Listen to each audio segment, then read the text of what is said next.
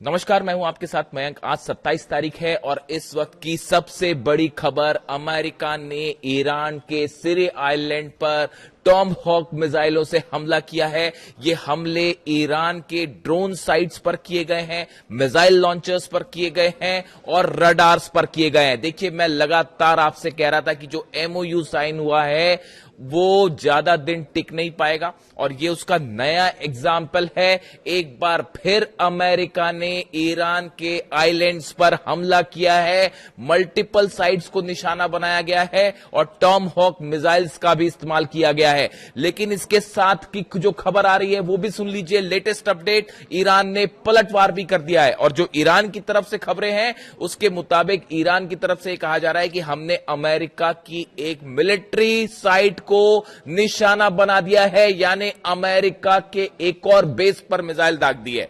इस तरह की खबर ईरान से आ रही है। पहले हमले किए अमेरिका ने, अमेरिका की तरफ से हमले होते हैं आइलैंड्स पर ईरान के, और उसके बाद बिना वक्त गवाए ईरान ने करारा जवाब दे दिया है, पलटवार कर दिया है और एक अमेरिकी बेस पर मिसाइल्स दाग दिए। इसके बाद ईरान की तरफ से कहा गया है कि अगर हमला और फिर किया जाएगा तो अब अगला जवाब इससे भी बड़ा होगा और शायद बड़ा हमला होगा। अब ये पूरा मामला हुआ कैसे, ये कैसे आगे बढ़ा और आखिर स्थिति क्यों ऐसी आ गई कि एमओयू के बीच में जो है वो अचानक हमले शुरू हो गए, इसके हम डिटेल में जाएंगे। लेकिन जो पहला मुख्य कारण है, जो कि आप सब समझ ही रहे हैं कि सामने जिस तरह से है, कल भी मैंने आपको बताया था कि हॉर्मूज में सिंगापुर के फ्लैग वाला जो जहाज था एमवी एवर लवली, इसके ऊपर ईरान की तरफ से हमले किए गए। देखिए, दरअसल ये हमला सिर्फ एक जहाज पर नहीं था। जो बताया गया, जो जानकारी आई उसके मुताबिक स्ट्रेट ऑफ हॉर्मूज में 4 टैंकर्स बिना ईरान की इजाजत के, बिना आईआरजीसी के परमिशन के गुजरने की कोशिश कर रहे थे। देखिए, जो एमओयू साइन हुआ है उस एमओयू के मुताबिक स्ट्रेट ऑफ हॉर्मूज में जहाजों की आवाजाही की निगरानी जो है वो ईरान के पास रहेगी, ईरान उस पर नजर रखेगा। ईरान की तरफ से साफ कह दिया गया कि अभी जो हालात हैं इसमें आप यहां से गुजर सकते हैं, लेकिन आप ईरान की सेना को जानकारी दीजिए, आईआरजीसी से जानकारी दीजिए और उसके बाद आप यहां से गुजरिए। लेकिन क्या हो रहा था, पिछले 5 दिनों से लगातार ये कोशिशें हो रही थी कि बिना सेना को, ईरान की सेना की जानकारी के हॉर्मूज से जहाज निकालने की कोशिश हो रही थी। और सबसे जो अहम खबर है, ओमान के जरिए एक नया रास्ता बनाने की कोशिश हो रही थी, जो पूरी तरह से ईरान की सेना को बाईपास करके, यानी ईरान की सेना आईआरजीसी की जानकारी के बिना जहाजों को हॉर्मूज से निकालने के लिए, ओमान के पास से निकालने के लिए एक नया रास्ता बनाया जा रहा था, जो अमेरिका शायद इस पूरे प्लान के पीछे था। ओमान जो अब तक ईरान के साथ मजबूती से खड़ा रहा, लेकिन कैसे पिछले 2-3 दिनों में ओमान की तरफ से बयान आए और ओमान के करीब से रास्ते से जहाज निकालने की कोशिश, बड़ा हैरान करने वाला है। ईरान ने इसकी तरफ से आपत्ति भी जताई थी, ओमान के विदेश मंत्री से बात भी हुई थी, लेकिन उसके बावजूद ये सिंगापुर का जो फ्लैग वाला जहाज था लवली, इसको वहां से निकालने की कोशिश हुई। इसके पीछे 3 जहाज और थे, चारों जहाजों पे ईरान ने ड्रोन स्ट्राइक्स करी। उसमें से ये जो सिंगापुर का जहाज था इसको सीधा हिट किया ड्रोन ने। बाकी 3 जहाजों के हालात कैसे हैं वो अभी साफ नहीं है। जो डोनाल्ड ट्रंप कह रहे हैं, कल उन्होंने प्रेस कॉन्फ्रेंस की रात को और उन्होंने जानकारी दी कि जो है 3 ड्रोन हमने रोक दिए, चौथे ड्रोन ने हिट किया जहाज को, इस तरह की बात उन्होंने कही। लेकिन 4 जहाजों को निशाना बनाने की बात कंफर्म कर दी गई है अमेरिका की तरफ से। ऐसे हालात में कल जब डोनाल्ड ट्रंप की प्रेस कॉन्फ्रेंस हुई और उनका यह कहना था कि जो है इसका जवाब दिया जाएगा या इस तरह की जो बातें थी, तभी साफ था कि सेंटकॉम जो है वो अटैक करेगा। और उसके बाद हालात ये हुए कि सुबह होते होते जो है वो सेंटकॉम की तरफ से, अमेरिका की तरफ से हमले किए गए ईरान के सिरी आइलैंड पर, जहां पर वो ड्रोन साइट्स को निशाना पहुंचाया गया, मिसाइल लॉन्चर्स को पहुंचाया गया जहां से हमले होते हैं, या रडार्स को निशाना बनाने की कोशिश की गई और यहां हमले हुए हैं। और मेरी जानकारी के मुताबिक टॉम हॉक मिसाइल का भी इस्तेमाल किया गया है। ये बड़ा गौर करने वाली बात है कि अगर टॉम हॉक मिसाइल का इस्तेमाल है तो ये एस्केलेशन बड़े लेवल पर हो सकता है। लेकिन उसके बाद जैसे ये हमले हुए, ईरान की सेना ने आईआरजीसी ने जो अभी तक खबरें सामने आ रही हैं कि एक अमेरिकी बेस को नुकसान पहुंचा दिया है, मिसाइल हिट कर दिया है। और अब अभी देखना यह है कि ये हिट किस तरह का हुआ है और अमेरिका के मिसाइल, अमेरिका के जो बेस है उसको कितना नुकसान हुआ है। देखिए, ये कोई बड़ी बात नहीं है ईरान के लिए। ईरान जब चाहे तब अमेरिका का किसी भी बेस को उड़ा सकता है, पेट्रियट थर्ड नहीं रोक पाएंगे। लेकिन अब ये देखना है कि यहां पर कितना बड़ा नुकसान हुआ है। अब इस बीच में देखिए, जेडी वेंस का बयान आया है, उपराष्ट्रपति का। उनका कहना है कि भाई हिंसा का जवाब हिंसा से दिया जाएगा। यानी जेडी वेंस ने ये कहा कि अगर ईरान को कोई आपत्ति थी तो हमें पहले इसकी जानकारी देनी चाहिए थी, टैंकर्स पर हमला नहीं करना चाहिए था। और अब जो है वो हिंसा का बदला हिंसा से दिया जाएगा, हिंसा का जवाब हिंसा से दिया जाएगा। इस तरह से जेडी वेंस का जो जवाब है वो आया है। उसके अलावा देखिए, ईरान की तरफ से कहा गया, Iran IRGC condemns the US strike saying Washington has as always violated its commitments. उसने कहा है, ईरान की तरफ से आईआरजीसी ने कहा है कि अमेरिका हमेशा जो वादे करता है, अपने कमिटमेंट करता है, उससे मुकर जाता है, उसको तोड़ देता है। And that Iran navy has targeted locations in the region where US forces are deployed. इन्होंने कई लोकेशन की बात कर रहा है ईरान कि हमने अमेरिका की कई लोकेशंस पर जहां पर अमेरिकी सैनिक मौजूद हैं उनको निशाना बनाया है। ये ईरान का दावा है, आईआरजीसी का दावा है। लोकेशन शब्द का इस्तेमाल किया गया। आप देखिए, बड़े स्पेसिफिक होते हैं वर्ड्स, आपको पकड़ने पड़ेंगे। ये वो एक से ज्यादा लोकेशन, मल्टीपल स्ट्राइक्स की बात कर रहा है ईरान। अभी उसको क्लेम कुछ नहीं कर रहा है, जानकारी सामने नहीं आई है, थोड़ी देर में आएगी सामने। कई जगह अमेरिकी जो जहां पर सैनिक थे उनको निशाना बनाया गया है, अड्डों को, ऐसा कहना है ईरान का। If the aggression is repeated our response will be more extensive. वो उसमें कहा गया है कि अगर फिर से हमले किया अमेरिका ने तो अब अगला जब जो रिस्पॉन्स होगा वो और भी बड़ा होगा।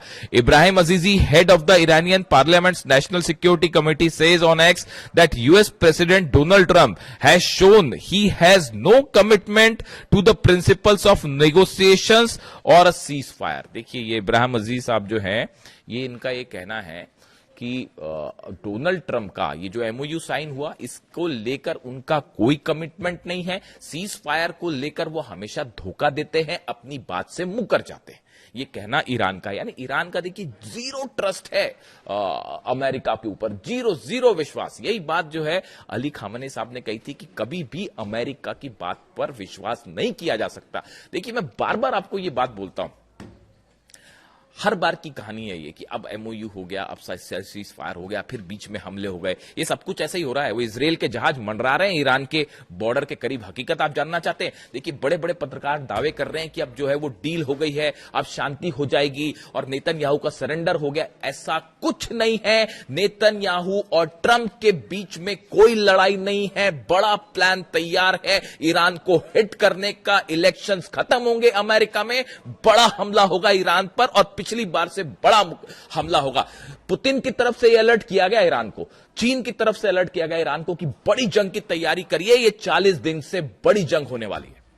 हकीकत यह है, इजराइल के जेट्स ईरान के बॉर्डर पर मंडरा रहे हैं और जब चाहेंगे तब हमला कर देंगे, फिर से जंग शुरू हो जाएगी। और ईरान इस बात के लिए तैयार बैठा है। ईरान अच्छी तरह से समझ रहा है किसकी क्या मंशा है। आप देख लीजिए, एमओयू को लेकर तमाम बातें, तमाम चर्चाएं हो रही है। आप मेरे को बताइए ये बात।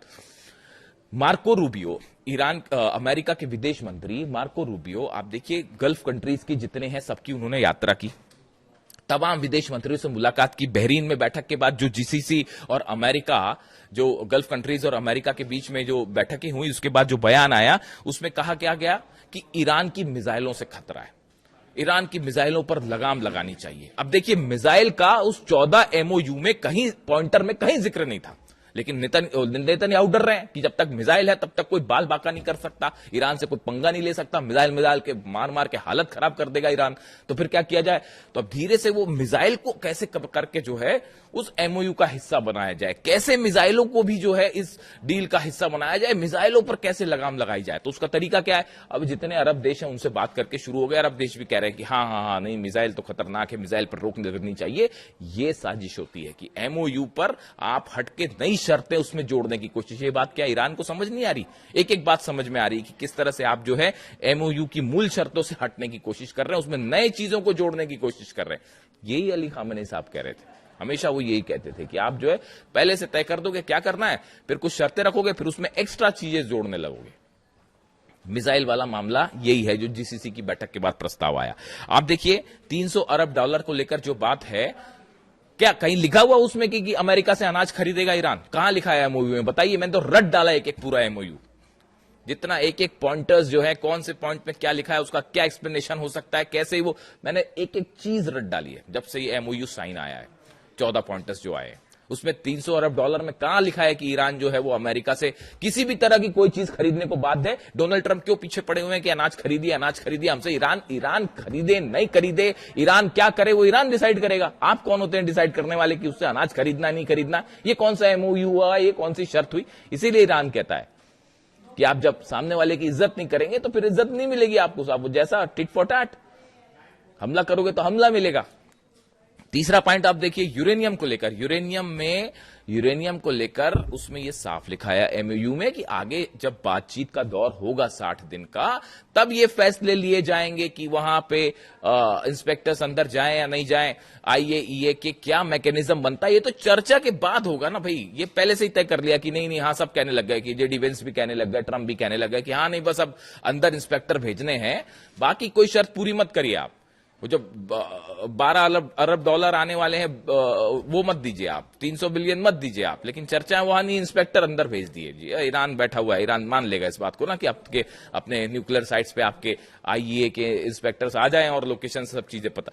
अरे देखिए साहब, ऐसा है ये एमओयू जो है ये निहायती कचरा डॉक्यूमेंट है, और इसको जिस दिन चाहेंगे डोनाल्ड ट्रंप और जिस दिन चाहेगा नेतन्याहू वो खत्म हो जाएगा। वो कोई अभी देखिए हो गया हमला 1 मिनट में, कोई कौन सी बड़ी बात है? अब यही एस्केलेशन हो जाए, यही एस्केलेशन हो जाए, 2 मिलिट्री बेसिस पे वहां हमले हो जाएं, 2 यहां साइट्स पे हमले हो जाएं, फिर जंग शुरू। कितना टाइम लगेगा जंग शुरू करने में?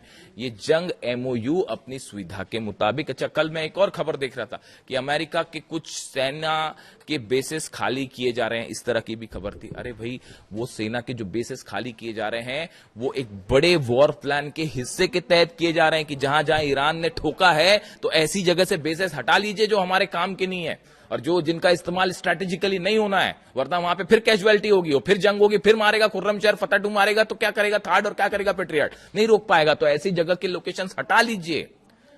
जो सैनिक ऐसे हैं, जो बेसिस ऐसे हैं जो कि काम के नहीं है, जो कि वॉर में ज्यादा इस्तेमाल नहीं हो सकते हैं, इनको खाली करिए ताकि कैजुअलिटी कम हो। और इसके साथ हकीकत यह है कि जो पुराने सोल्जर्स तैनात थे मिडिल ईस्ट में उनको हटा लिया गया है, उनको वापस भेजा जा रहा है, नए सोल्जर्स भेजे जा रहे हैं जो कि इस समय वॉर में काफी लंबे समय से तैनात थे यहां पे, थक चुके हैं जो लड़ लड़ के। अब ईरान की सेना से लड़ोगे तो क्या होगा? फिर यही होगा। तो वो उनको हटाया जा रहा है, नए जो है सोल्जर्स भेजे जा रहे हैं, नए रिक्रूटमेंट्स हो रहे हैं। और दूसरा जो है नए फ्यूल टैंकर्स इजराइल पहुंचने शुरू हो गए, नए लोकेशंस पे नए जहाजों को तैनात किया जा रहा है। ये देखिए बड़े डेवलपमेंट्स है। F-35 का एक बड़ा कंसाइनमेंट ऑर्डर कर दिया अमेरिका ने कि नए जहाज बुलाइए भैया, गिर गए बड़े सारे। तो अब ये देखिए ये तेजी से चीजें इंडिकेशन कर रही हैं, बड़ी जंग की तरफ मामला आगे बढ़ रहा है। अब हकीकत यह है फिलहाल कि अमेरिका की तरफ से मिसाइल्स दागी गई हैं, ईरान की तरफ से जो दावे हो रहे हैं कि हमने मिलिट्री बेसिस पे कई जगह मिसाइल्स दाग दिए हैं। हॉर्मूज बंदी है, आप हॉर्मूज को देखिए, ऐसा है हॉर्मूज को खुलना नहीं खुलना वो ईरान पर डिपेंड करता है। आप अगर ईरान के साथ चालाकी करेंगे, दगाबाजी करेंगे तो फिर नतीजा सामने है, और वहां से कोई भी जहाज ईरान की सेना के परमिशन के बिना तो आप नहीं निकल सकता। और ये तमाम जो बातें हैं कि अमेरिका ने अपने जहाज पीछे हटा लिए, ऐसा कर लिया, कुछ नहीं हट गए, सब वहीं के वहीं खड़े साहब। 2 किलोमीटर आगे पीछे हुए होंगे, उससे ज्यादा और कोई फर्क नहीं पड़ता। पूरे के पूरे वॉरशिप्स, अमेरिका के जंगी जहाज सब वहीं खड़े हुए हैं।